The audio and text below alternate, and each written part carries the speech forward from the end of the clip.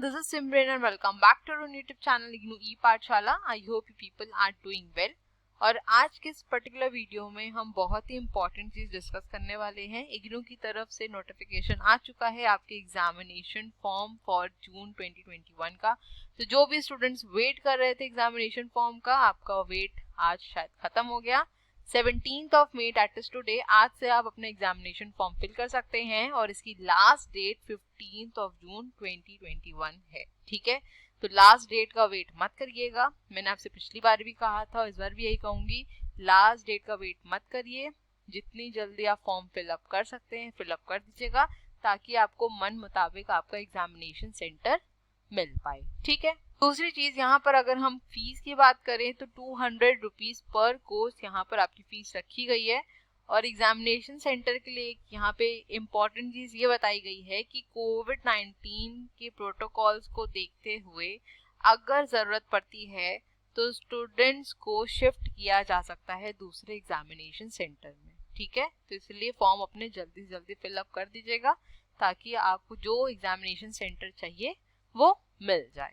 ठीक, नेक्स्ट यहाँ पे है जो हमने एग्जामिनेशन फॉर्म फिल करना है उससे पहले कुछ ऐसी चीजें हैं जो कंप्लीट होनी चाहिए। सबसे पहले तो आपके जो असाइनमेंट्स है वो कंप्लीट होने चाहिए, सारे के सारे जितने भी हैं। ठीक है, कोई भी असाइनमेंट में आपकी बैक नहीं होनी चाहिए। ठीक, दूसरी चीज ये कि आपका जो रजिस्ट्रेशन है कोर्स का वो अभी वैलिड होना चाहिए। ऐसा ना हो कि आपके कोर्स का रजिस्ट्रेशन वैलिड हो चुका है और आप एग्जामिनेशन फॉर्म फिल कर रहे हैं। ठीक है, तीसरी चीज ये कि आपके जो कोर्स की मिनिमम ड्यूरेशन है वो कंप्लीट होनी चाहिए, मतलब कि एक प्रॉपर पूरी साइकिल कंप्लीट होनी चाहिए, उसके बाद ही आप एग्जामिनेशन फॉर्म फिलअप कर सकते हैं। ठीक है, नेक्स्ट आ जाते हैं सबसे इम्पोर्टेंट चीज की तरफ। और जनरली स्टूडेंट्स जिस चीज को अवॉइड कर जाते हैं वो है आपके इंस्ट्रक्शंस एंड गाइडलाइंस। ठीक है, इसको पढ़ना जरूरी है क्योंकि आप लोग फिर बाद में सिर्फ परेशान होते हैं। ठीक है, सबसे पहले उन्होंने मेंशन किया है that students who fail to appear in term end examination of June 2020 and December 2020, आपको जो जून का पेपर था वो सितंबर में हुआ था और जो आपको दिसंबर का पेपर था वो फरवरी 2021 में हुआ था। ठीक है, and their validity of registration expiring in December 2020। For this purpose their validity of registration has been extended up to June 2021 as a one time measure. ठीक है, तो जिनका भी रजिस्ट्रेशन दिसंबर 2020 में एक्सपायर कर रहा था उनका 6 मंथ के लिए रजिस्ट्रेशन टाइम बढ़ा दिया गया है और ये सिर्फ वन टाइम है। ऐसा मत सोचिएगा कि इसको फर्दर ये एक्सटेंड करने वाले हैं। तो अपने पेपर्स को कोशिश करिए कि क्लियर कर लीजिए जल्द से जल्द। ठीक, नेक्स्ट इंस्ट्रक्शन है हमारा मीडियम को लेके और ये बहुत ही ज्यादा इम्पोर्टेंट आप लोग के लिए जानने के लिए। बहुत से स्टूडेंट्स को कंफ्यूजन होता है और दिक्कत भी आती है बाद में जब वो एग्जाम्स देते हैं या फिर एग्जामिनेशन फॉर्म फिल करने जाते हैं। मैम हमने हिंदी में ऑप्ट किया है, हम इंग्लिश में पेपर दे सकते हैं या नहीं, हमने रजिस्ट्रेशन करते टाइम इंग्लिश मीडियम लिख दिया था, हम हिंदी में पेपर दे सकते हैं या नहीं, कोई और लैंग्वेज में दे सकते हैं या नहीं। ठीक है, तो इस सब कंफ्यूजन को दूर करना बहुत ज्यादा जरूरी है। तो यहाँ पे साफ लिखा है that answer to the question paper will only be accepted in the language in which the programme is offered. आपका जो प्रोग्राम है उसमें जो भी लैंग्वेज उसमें ऑफर की जा रही है आपको उसी लैंग्वेज में आंसर लिखने। मान लेते हैं कि आपका प्रोग्राम एमकॉम है, ये हिंदी और इंग्लिश दोनों मीडियम के लिए है। ठीक है, तो आप हिंदी या फिर इंग्लिश मीडियम इन दोनों में से किसी एक को ही ऑप्ट कर सकते हैं।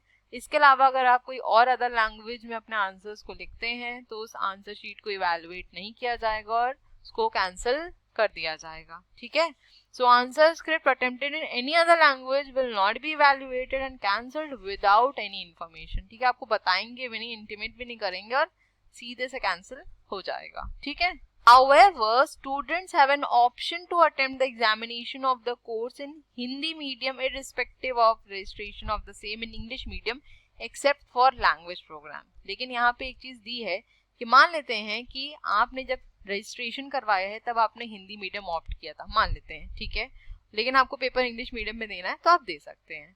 सिमिलरली अगर आपने रजिस्ट्रेशन करते टाइम इंग्लिश मीडियम ऑप्ट किया था लेकिन आपको पेपर हिंदी मीडियम में देना है, आप ये कर सकते हैं। बट जब आप पेपर देंगे जितने भी सब्जेक्ट्स आपके हैं आपको फिर सेम ही लैंग्वेज में आपको पूरा पेपर कंप्लीट करना होगा। मान लेते हैं जैसे आप एमकॉम में एनरोल हुए, ठीक है, और ये हिंदी और इंग्लिश दोनों ही मीडियम में अवेलेबल है, तो आपने रजिस्ट्रेशन करते टाइम इंग्लिश मीडियम ऑप्ट किया था, बट एग्जामिनेशन फॉर्म के लिए आपने हिंदी मीडियम ऑप्ट किया है, ठीक।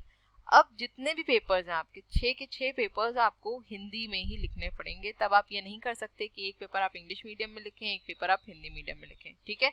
तो इस चीज को याद रखिएगा। आ जाते हैं लास्ट इंस्ट्रक्शन की तरफ, जो कि बहुत ज्यादा इंपॉर्टेंट है और मैक्सिमम स्टूडेंट्स को इसमें ही कंफ्यूजन है। देखिए, आपने अभी दिसंबर 2020 का एग्जामिनेशन दिया है फरवरी 2021 में, ठीक है। अब काफी स्टूडेंट्स के यहाँ पर रिजल्ट अपडेट हो गए हैं सारे सब्जेक्ट के। हो सकता है कई स्टूडेंट्स के यहाँ पे सिर्फ 1-2 मार्क्स के अपडेट हुए हों, या कोई मार्क्स भी ना अपडेट हुए हों। कई स्टूडेंट्स के साथ ऐसा भी हो सकता है, किसी किसी कोर्स में हो सकता है रिजल्ट ही ना अपडेट हुआ हो। जैसा भी है, क्योंकि काफी कोर्सेज हैं, इतना मुझे नहीं पता है। एमकॉम के लिए स्पेसिफिकली बताऊं तो कई रीजन्स का ऐसा है कि पूरा रिजल्ट यहाँ पे डिक्लेयर हो चुका है, कई रीजन्स का ऐसा है कि सिर्फ 2 मार्क्स के अपलोड हुए हैं 2 सब्जेक्ट के, किसी जगह 3 सब्जेक्ट के, ठीक है। तो यहाँ पर इन्होंने साफ मेंशन किया है कि अगर लास्ट डेट तक आपका रिजल्ट पूरा डिक्लेयर नहीं होता है तो विदाउट एनी डिले आप अपने एग्जामिनेशन फॉर्म को यहाँ फिल कर दीजिएगा, वरना आप इससे भी चले जाएंगे, ठीक है। देखिए, यहाँ पर मैं आप लोगों की सिचुएशन पूरी तरीके से समझ सकती हूँ कि कई रीजन्स में ऐसा हुआ है कि रिजल्ट पूरा आ गया है, कई रीजन्स में 1-2 सब्जेक्ट ही डिक्लेयर हुए हैं, और कई स्टूडेंट्स का ऐसा भी है कि रिजल्ट पूरा डिक्लेयर हो गया है तो बैक भी है, ठीक है। कई स्टूडेंट्स का ऐसा भी हो सकता है कि अगर सिर्फ 3 सब्जेक्ट के मार्क्स अपलोड हुए हैं, किसी में 1 में बैक है, बाकी 3 नहीं अपलोड हुए हैं। अब हो सकता है उसमें भी किसी का बैक हो, ठीक है। तो ये कंफ्यूजन की सिचुएशन तो है, लेकिन मैं आपसे यही कहूंगी कि अगर आपकी बैक है और अभी रिजल्ट आपके डिक्लेयर नहीं हुए पूरे, तो थोड़ा सा वेट कर लीजिए, क्योंकि फॉर्म आज ही आपका ओपन हुआ है और 15 जून लास्ट डेट है आपकी, ठीक है। तो थोड़ा सा वेट कर लीजिए, देख लीजिए, हो सकता है यूनिवर्सिटी आपके रिजल्ट डिक्लेयर कर दे, उसके बाद आप इस फॉर्म को फिल कर लीजिएगा, ठीक है। बाकी यहाँ पर आपको एग्जामिनेशन फॉर्म किस तरीके से फिल करना है, इसके पूरे स्टेप्स दिए हुए हैं, इसको अच्छे से पढ़ लीजिएगा, उसके बाद फॉर्म फिल कर दीजिएगा। एक चीज पे आप लोग का ध्यान देना चाहूंगी कि कोई भी चेंज, करेक्शन, एडिशन और डिलीशन नहीं होगा, ठीक है। तो पता चला आपने एनरोलमेंट नंबर गड़बड़ दे दिया है, प्रोग्राम कोड गलत दे दिया, रीजनल सेंटर गलत दे दिया, तो ऐसा मत करिएगा। बहुत ही ध्यान से समझ के अच्छे से अपने फॉर्म को फिल करिएगा, ठीक है। और एक चीज यहाँ पे और दिखाना चाहूंगी, option for change in exam centres, no request for change of exam centers through email, letter, personal will be entertained। मेरे पास पिछली बार काफी स्टूडेंट्स के मैसेज आए थे कि मैम हमको अपना एग्जामिनेशन सेंटर चेंज करवाना है, क्या करवा सकते हैं। सो आई होप आपको यहाँ आंसर मिल गया है, नहीं करवा सकते हैं, ठीक है। तो इस चीज को भी ध्यान रखिएगा, ठीक।